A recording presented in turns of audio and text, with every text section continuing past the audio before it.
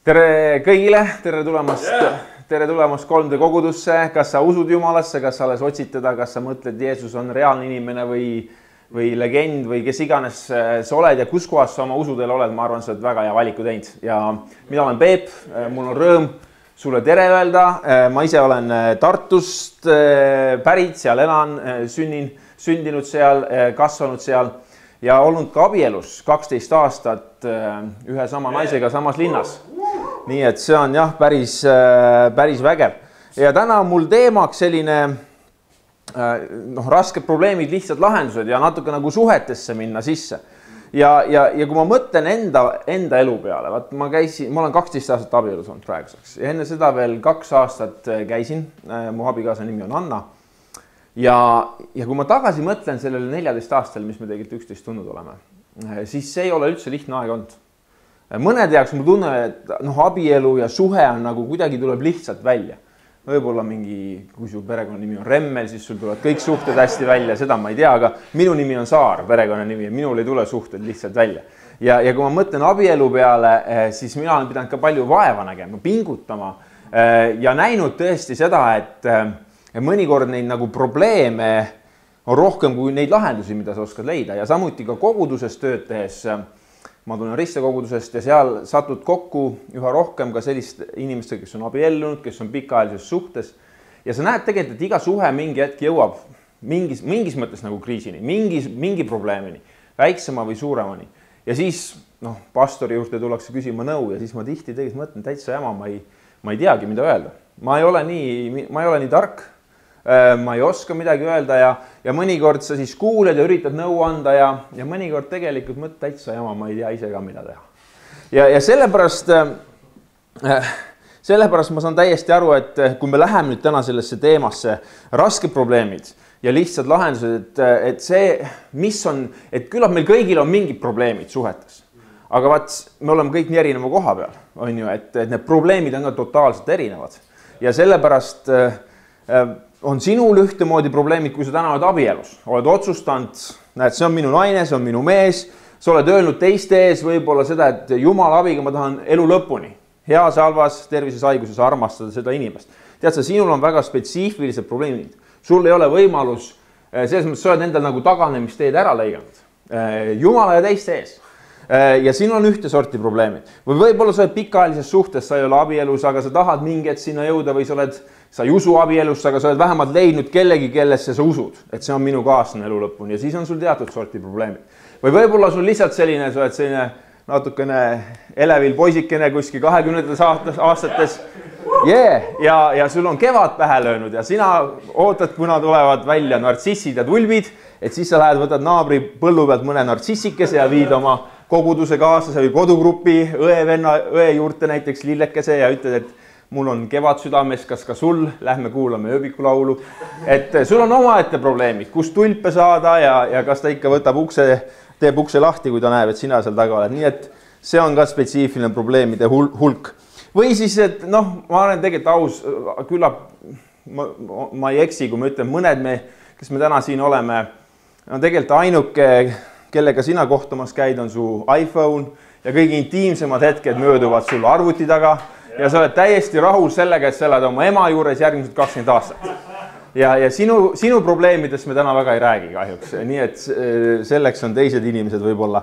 Aga ma saan, et kui me läheme sinna rasketesse probleemidesse, siis tegelikult need probleemid on niivõrd erinevad. Ja teine asi, kuhu ma nagu olen välja jõudnud, ja ma ei ole väga tark, aga ma olen nagu jõudnud sinna, et ma ei teagi rasketele probleemidele ühte võlu lahendust. Ei ole olnud sellist nuppu, millele vajutades asjad laheneksid iseenesest. Ma olen näinud, et kõige lihtsam lahendus raskete probleemide lahenduseks on vältida raskeid probleeme. Teha tööd, et rasketesse probleemidesse asjad ei jõuaks välja su suhtes. Ja samas, kui sa seal juba oled, siis ei ole sellist, et näed, 1, 2, 3, tee seda ja asi korras. Kui sa tead sellist lahendust, siis tule räägi mulle, teeme koos ühe äpi, müüme ära, selle saame rikkaks ja anname osa raha 3D kogudusele, saame uued kaamerad osta, võib-olla live feed'i panna tööle jälle, läheb hästi. Aga kui sa tead seda lahendust, tule räägi, ma arvan, maailmas on tohutult miljonid inimesed, kes ootavad seda lahendust. aga kui ma mõtlesin selle peale ikkagi, et okei, meil on kõigil omad probleemid suhetes. Ja tegelikult me tahame neile lahendusi leida, on ju. Kui sa hoolid inimesest, kui sa armastad kedagi, tahad kedagi armastama hakata, siis ma arvan, millest ma täna tahaks rääkida, ongi see, et tegelikult nagu võib-olla peaksime vaatama nagu 3 jupis seda lahendust. Et on tegelikult igavene hulk asju, mida sa saad teha ennem probleemi ja selle ilmnemist. On mingid asjad, mida sa saad teha ja pead tegema siis, kui sa hakkad aimama, et jama on majas. Ja siis on veel hulk asju, mida sa võid teha siis, kui sa tegelikult oled aru saanud, et me oleme kriisis ja raske probleem on käes. Nii et 3 sorti asju on. Võib-olla kõigepealt siis, mida sa saad teha ennem, kui asjad on ilusad, mida sa siis peaksid tegema. Ja millesse panustama. Sest et tihti on nii, et kui sa juba kriisi jõuad, on liiga hilja mingeid asju muuta. Sa saad algusi, kui sa panustad õigel ajal, siis hiljem sa ei saa seda panust uuesti teha, aga kui sa oled teinud, siis sa võidad sealt tohutult palju. Esimene asi, mis võib-olla, kui ma mõtlen oma elule, kui ma mõtlen kõikidele pruutpaaridele, kellega ma aasta jooksul kokku saan, inimesed, kes armastavad üksteist, üks asi, mis ma olen näinud, et suhe tuleb rajada õigele vundamendile ja sellest see algab.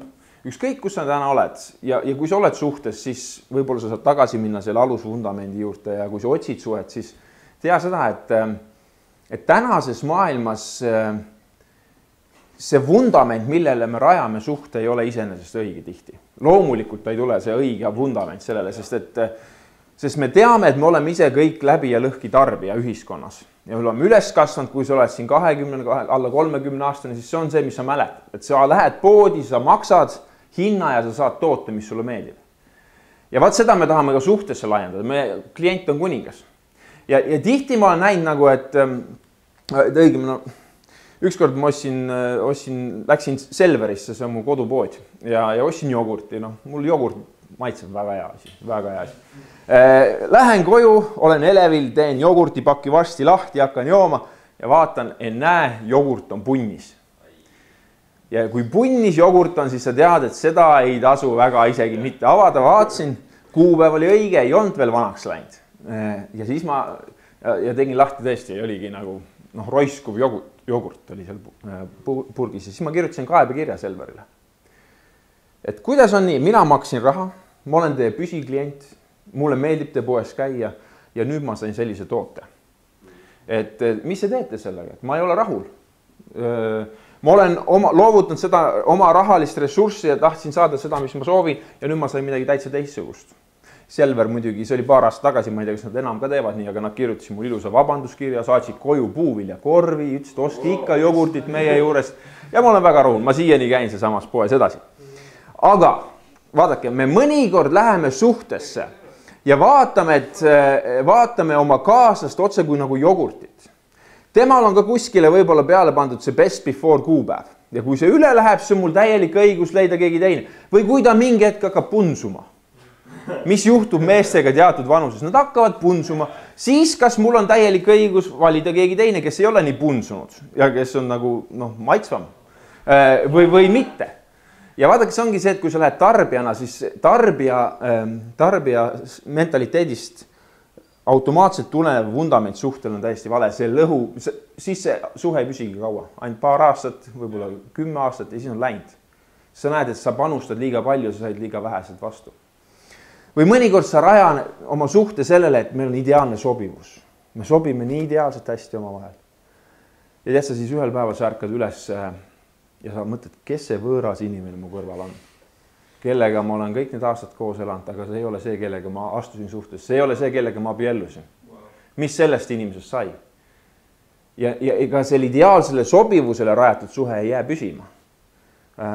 Sest mingi hetk seda sobivust enam ei ole iseenesest. Sest sina muutud, mina muutun. Ma ikka ütlen oma kui ma räägin äsja abiellunutega või nendega, kes hakkavad abielluma, et ma olen 12 aastat abiellus olnud.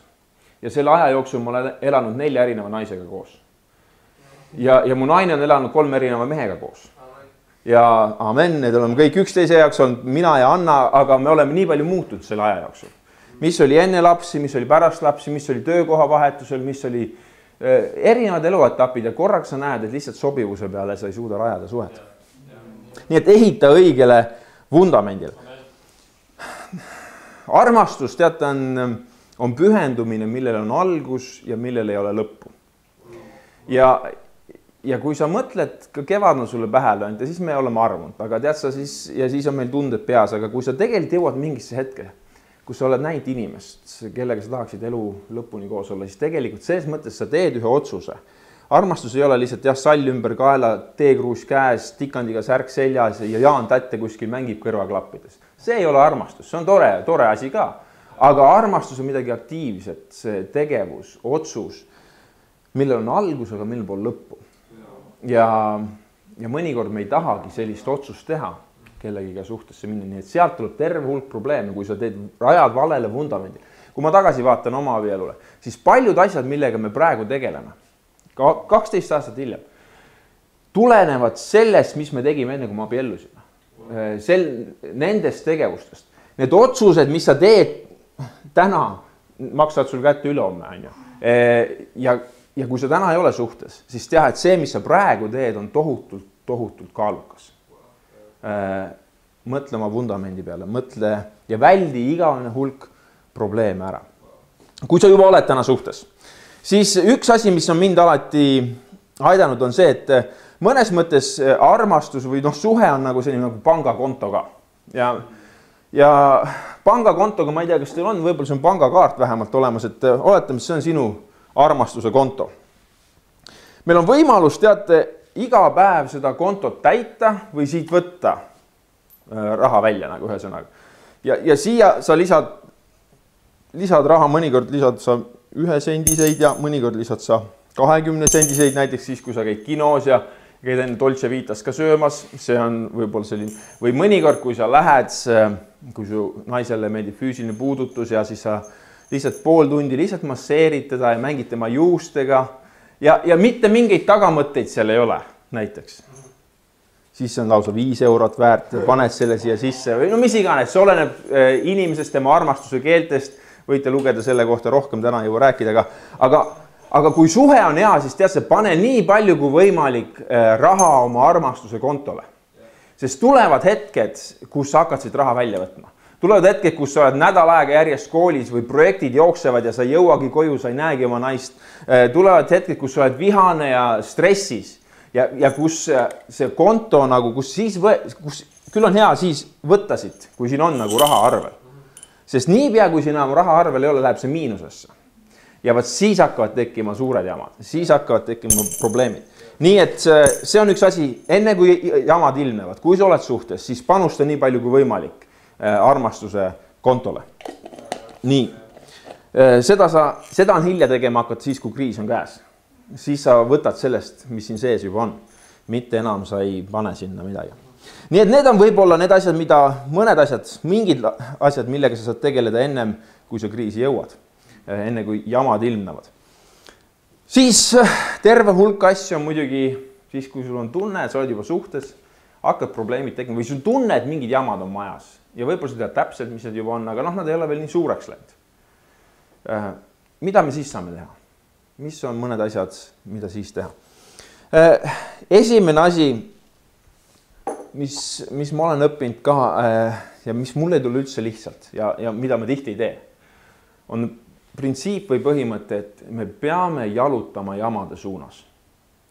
Kui sa tunned, et kuskil on jama, siis mine sinna selles suunas ja tegele sellega. Eestlasena me pigem tahame jalutada jamast eemale.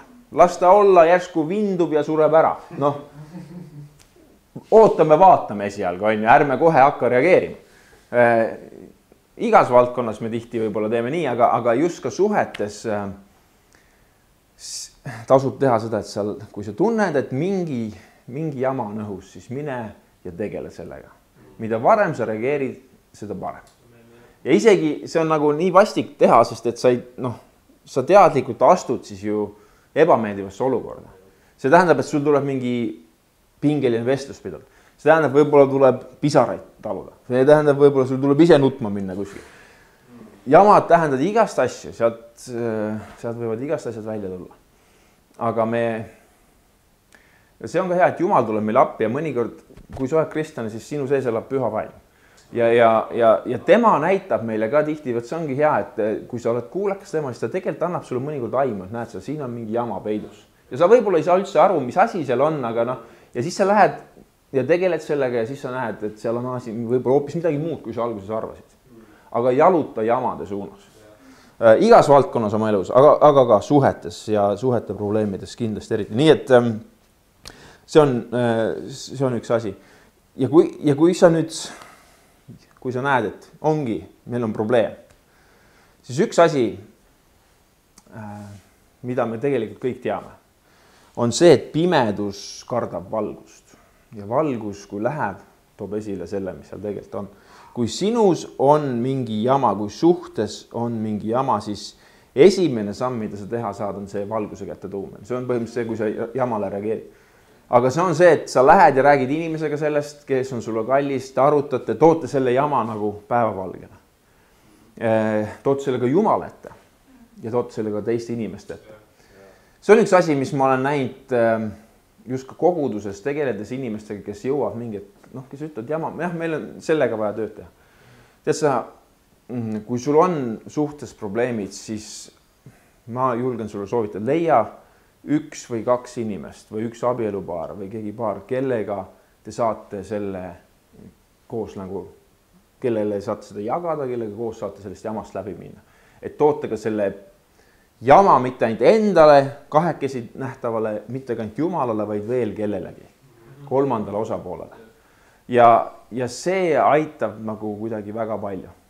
Ja paljud asjad teate lahenevad kuidagi iseenesest, kui sa neile nime annad, kui sa nad valguse kätte tood, sest pimedus tõesti kardab valgust. Ja võib-olla oled sa kogenud seda oma elus, kui sul on mingi jama, millega sa võitled, mingi patt, mingi kiusatus, et kui sa räägid seda kellelegi, siis korraga see annab sulle hoopis tugevama platvormi, et selle pealt minna ja võidelda sellega. Suhtes on täpselt sama asi. Meil oli paar aastat, tegelikult see on nüüd juba 4,5 aastat tagasi, oli abielus selline etapp. See oli seotud ka mõnes mõttes sellise laiema nagu meeleparanduse liikumisega me koguduses. Ühesõnaga, kus Jumal tuli ja näitas asju, ongi, mingi hetk Jumal toob mingid asjad nähtavale. Ja ta tegi seda me koguduses erinevate inimeste eludes. Ja see hakkas nagu perekonnast perekonna käima selline nagu nii-öelda puhastav tuli. Ja ka meie perekonda see tuli, meie koduuksest tuli sisse. Ja ma mäletan neid, see oli pingeline aeg, selles mõttes emotsionaalselt kurnav, sest ühelt poolt sa tegeled kogudusasjadega, mis tulevad nähtavale ja püüad aidata inimesi, aga tegelikult sul on endas ka igavene hulk asju, millega Jumal tahab, et sa tegeleksid ja suhtes. Ja tegelikult ma mäletan, see oli ühelt poolt hästi kurnav aeg, aga teistpidi hästi üles ehitav ja hästi lähedust loov aeg ka meie abielus.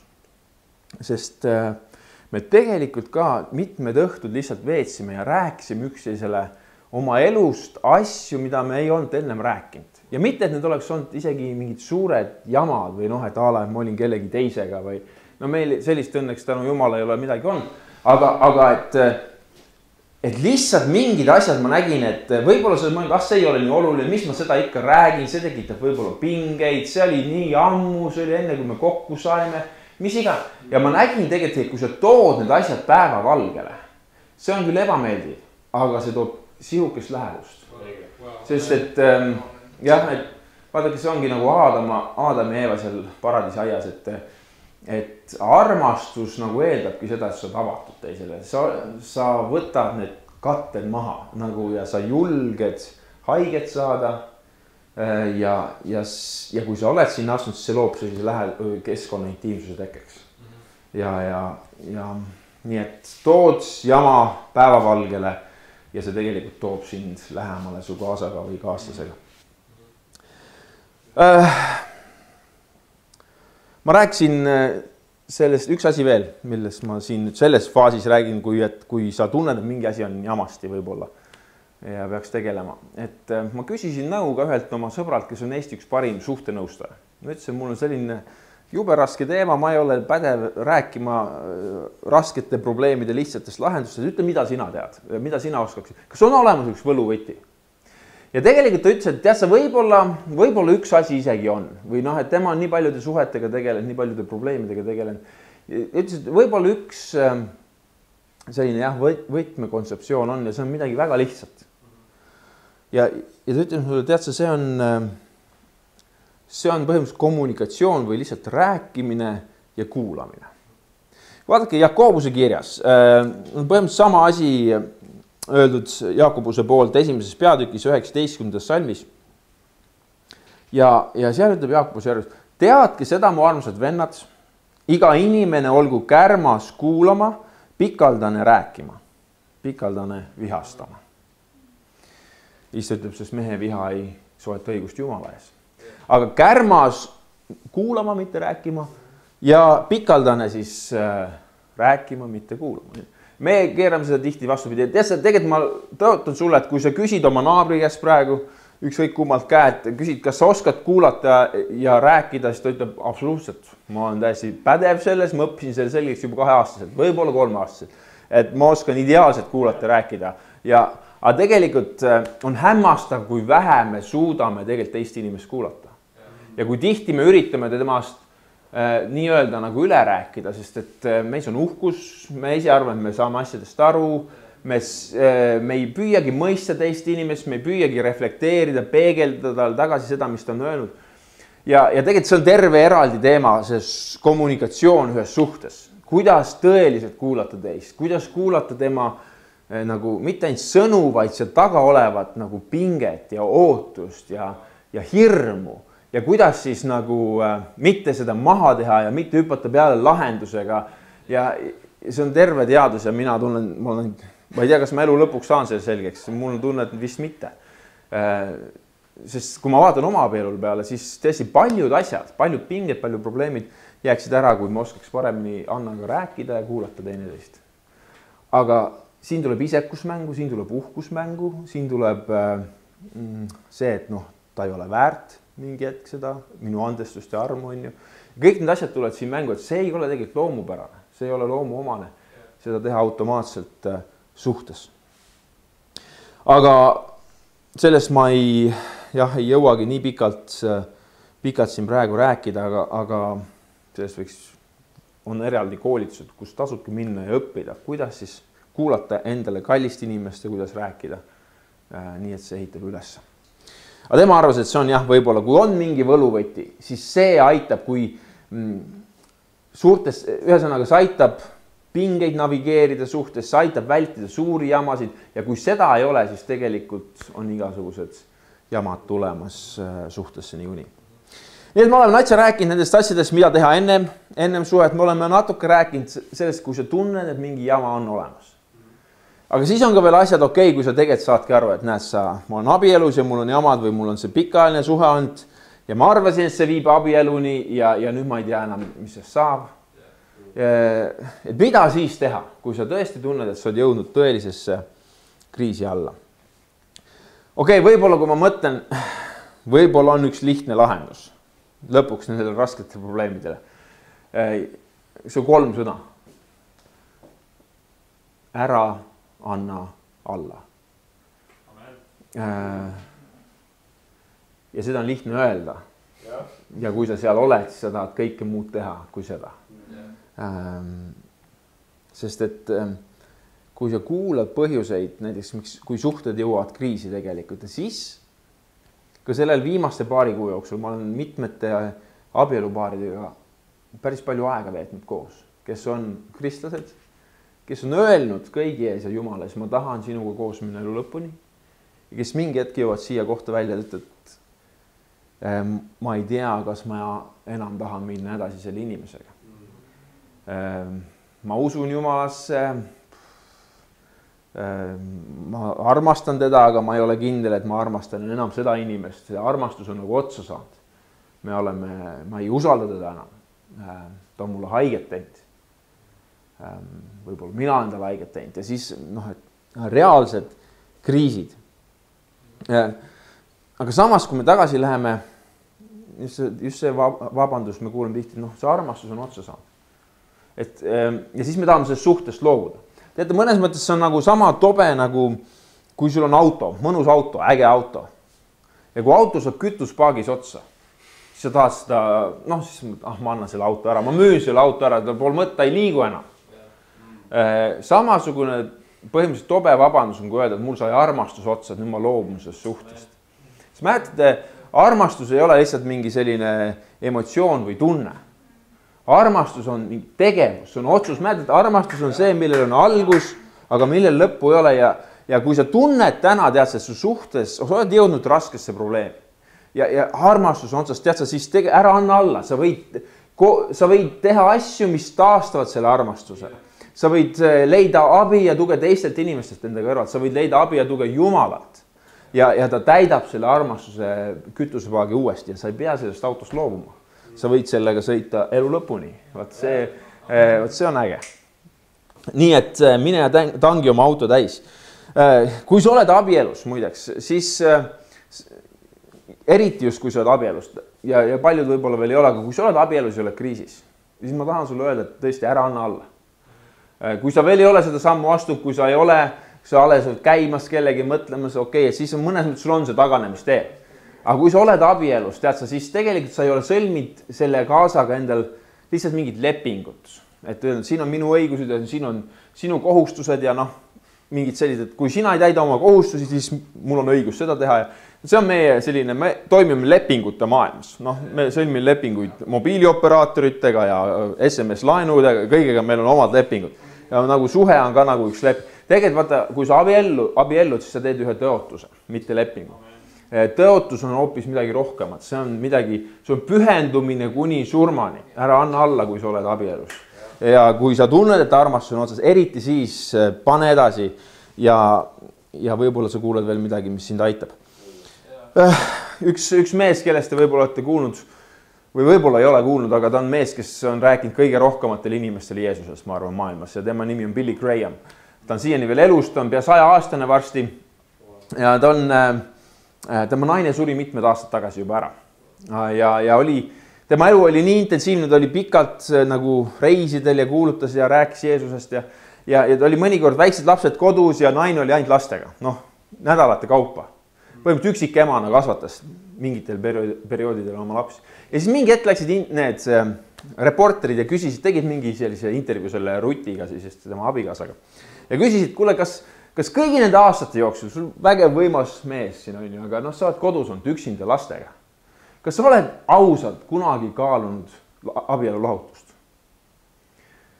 Rutt ei pidanud väga pikalt mõtlema ja vastus oli see, et ei, mitte kunagi ma ei ole kaalunud abielu lahutust. Küll ma olen planeerinud mõrva paar korda, aga mitte kunagi abielu lahutust. Ja selles mõttes on täiesti aru. Ja see on see erinevus lepingu ja pühendumise vahel. Sa astud suhtesse abiellu ja sa pühendad, sa tõotad ennast anda elu lõpuni. Ja mõnikord on see nii raske. Ja sa mõtled tõesti, ei tea, kas see mõrv ikka tasuks ära või mis iganes. Aga mitte lahutus. See on nagu pildilt väljas. Ja samas tegelikult, olgem ausad, ega ma ei tea alati ka lõpuni. Need olukord on, ei saa öelda mustad valged ainult. Mul on endal ka mitmed sõbrad, kes on kristjad, kes on lahutad. Ja mõnikord nende lugusid kuulates. Ja kus sa vaatad kõike, mis on teinud. Elu on keeruline. Ja elu on mõnikord räpane ja valus. Ja sellepärast ma ei taha siin liialt, ma ei taha kedagi kategooriatesse panna, aga ma tahan öelda, et kui sa oled veel abielus ja sa oled raskes probleemis, siis ära anna alla. Ma usun, seda armastust on siiski võimalik leida. Kui sa oled jamas, siis tead sa kaks asja, mida sa teha ei saa.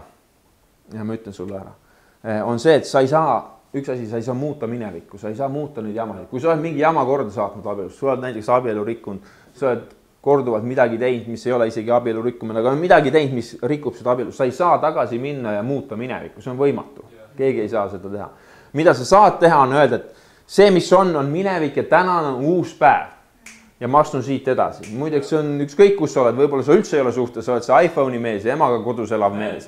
Et siis sa mõtled täpselt samamoodi, sul on elus jamad, tead sa ei saa muuta seda, mis sa tegid eile, eelmine nädal, eelmine kuu, aga sa võid täna öelda, et nüüd on uus päev, ma astun siit edasi teistmoodi. Astun siit uue algusega, uut lugu jutustades edasi, nii et see on alati võimalik. Aga minevik ei ole võimalik muuta. Tead sa, mida veel ei ole võimalik sul teha, kui sa jamas oled? Sul ei ole võimalik muuta teist inimest su kõrval. Sa saad ainult muuta iseennast. aga tihti sellest piisab. Ja mõnikord me üritame, me paneme kõik oma lootus selle peale, et ma muudan teise inimese enda kõrval ära, aga see kunagi ei õnnestu. See tekitab jamasid. Öeldakse, et naised abielluvad meestega, lootused, nemad kindlasti muutuvad ja mehed abielluvad naistega, lootused, naised kunagi ei muutu ja lõpuks on tulemus see, et mõlemad eksivad. Ja nii see on, aga sina ei muuda kedagi, ühesõnaga, sina saad muuta ainult iseennast. Nii et see on see, mida sa ei saa teha, kui sa oled kriisis. Mis ma olen praktiliselt näinud ja sellest me natukene rääkisime juba ennem on see, et ära ole, kui sa oled tõelises kriisis, sa ei tohi sinna jääda üksinda. Ta ei tohi sinna jääda kahekesi ka.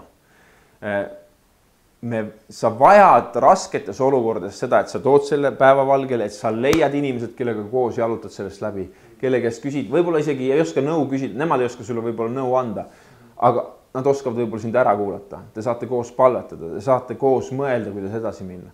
Mõnikord sa ei vajagi nõu, mõnikord sa vajad lihtsalt ühte suurt kõrva, kes kuuleb sind. Kui sa oled suures jamas, suhtejamas, siis leia inimesed, kelle ees avada oma elu ja kõige mustemad küljed endast ja siis loo see usalduse suhe ja sa vajad seda mentorlust, sa vajad seda accountability't või seda, et keegi küsib sult, kuidas sul selle jamaga on praegu, mis toimub, kas te olete selle tee peal, mida te ütlesite, tahate olla ja nii edasi.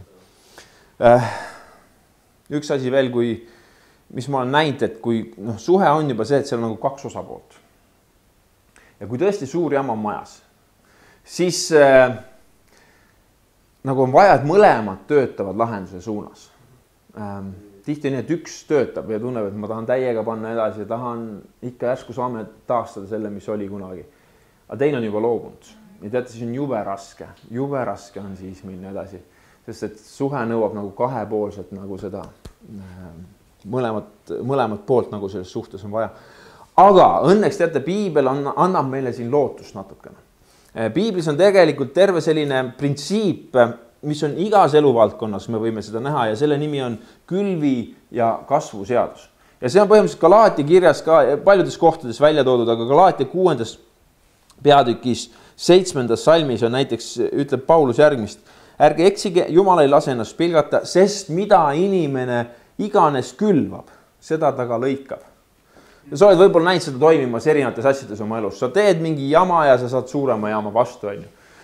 Kui sa suhtes oled, vaata, ja isegi teine pool ei panusta enam, siis külvi ja kasvu seadus annab meile selles mõttes lootust, et kui sina panustad, kui sina andestad, kui sina annad armu, kui sina loodad, kui sina palvetad, siis tead sa see, mida sa külvad, seda sa saad.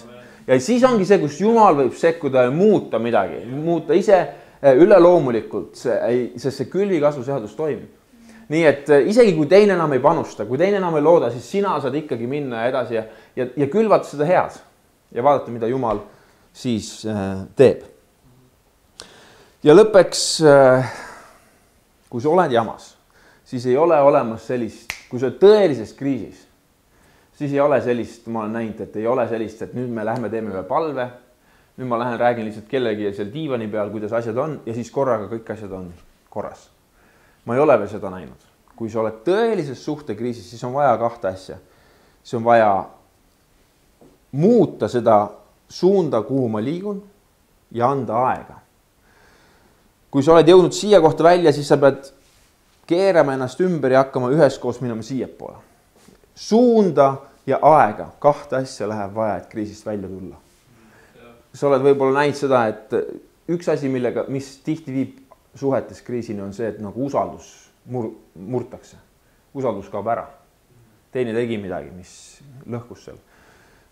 Võib-olla sa oled isegi kogenud seda ühelt või teiselt poolt, aga et sa tead, et usalduse me võime lõhkuda hetkega ja usalduse ehitamine võtab tohutult kaua aega. Või võtta kuid, aastaid, võib-olla mõnda asja ei suuda iial taastada. Ja sellepärast on ka, et kui sa oled kriisis, siis tihti on selle usalduse kriis ka. Ja see võtab lihtsalt aega, et seda taastada.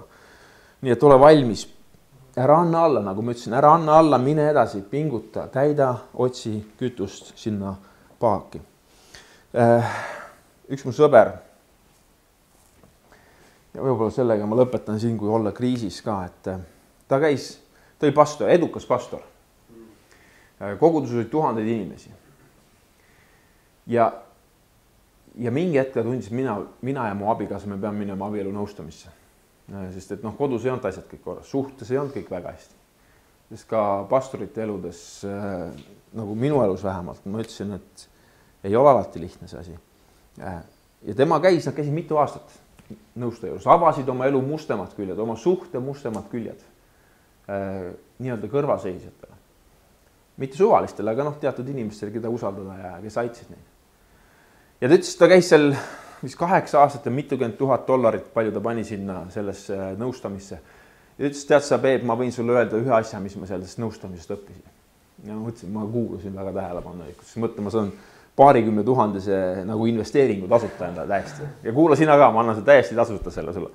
Ja see on see, et armastus astub alati esimese sammu. Armastus astub alati esimese sammu. Ta ei ole tingimuslik. Isegi kui teine ei vääri enam midagi. Isegi kui teine on sul nii palju haiget teinud.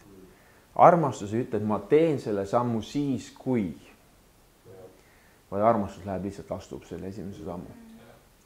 Ja kui sa oled jamas, kui sa tunned, midagi hakkab tekkima või kui sa alles lood suhet, jäta see meelde. Armastus astab alati esimese sammu. Ja tead sa, kui ilus on see, et tegelikult kui sa vaatad Jumala peale ja kui sa vaatad Jeesuse peale, siis on täpselt see sama asi, mida sa seal näed. Jumal on astunud täna ka meie suunas esimese sammu. Ja kui sa täna ei usu veel Jeesust, kui sa ei ole kokku saanud temaga, siis tead tegelikult Jumal tegi selle sammu, ta ei pannud tingimusi sulle, et kui sina oled nüüd selline, siis mina tulen ja aitan sind või siis, kui sina oled selline, siis ma annan sulle tõelise abikaasa või kui sina oled selline, siis ma annan sulle mineviku andeks. Jumal lihtsalt tuli ja astus esimese sammu ja seda teeb alati armastus. Ja seda teeb Jeesus. Ja kui sa oled täna siin ja sa mõtled, et kui sa oled meesterahvas ja mõtled, ma olen olnud isekas, ma olen olnud mässaja, tead sa, siis Jumal saab täna muuta su südant, saab muuta su suhet. Ta saab muuta sind selliseks meheks, nagu Jumal igatseb näha sind. Ja kui sa oled näiteks täna siin naisena ja vaatad, et ma pole elanud ka sellist elu, nagu ma tahaksin, siis tead sa, et püha vaimu vägi võib aidata sul muutuda Jumala naiseks, kes vaatab tagasi ükskord oma elul, ütleb, ma elasin elu, mis oli suurem kui iial oskasin igatseda ja mõeldagi. Nii et Jumal saab muuta, tema on astunud esimese sammu, ta saab muuta sind üksikisikuna, ta saab muuta su kaaslast, ta saab muuta su suhet, olgu sa suures jamas, olgu sa alles suhet loomas, kus kohas sa iganes oled. Nii et kummardame hetkeks pead, lähme selle sama Jumala juurde, selle armastuse juurde, kes on astunud esimese sammu ja tulnud siia, et taastada seda, mis on katki ja luua midagi ilusat me kõigi eludest. Taeva isa, ma tänan sind selle eest, et sa kunagi peatusid minu juures, kui mina olin katkine, eksinud ja andsid mulle uue elu, uue alguse. Ja kinksid mulle ka suhte ja ma olen nii palju eksinud ja jamasid korraldanud ka selles Jeesus, aga sa oled ikka aidanud mind. Ja täna ma palun, kui me oleme siin erinevate inimestena ja meil võib-olla on suhted või ei ole või oleme kriisis või kõik on super hästi või kas me isegi usume täna sinusse või mitte. Ma palun praegu, et sa tuleksid ja kõneleksid meile julgustavaid, armastavaid sõnu meie südametesse ja näitaksid meile, kuhu sa tahad meid viia. Näitaksid meile, mis on meie jaoks järgmine samm tänasel päeval. Olgu see siis suhtes, olgu see siis kriisis olles, olgu see siis lihtsalt usuteed alustades koos sinuga. Jumal, ma tänan sind, et sa oled armastus. Ja et sina oled saanud ilmsiks ja sa tulid meie juurde oma pojas Jeesuses Kristuses. Tänu ja kiitus olgu sulle. Amen.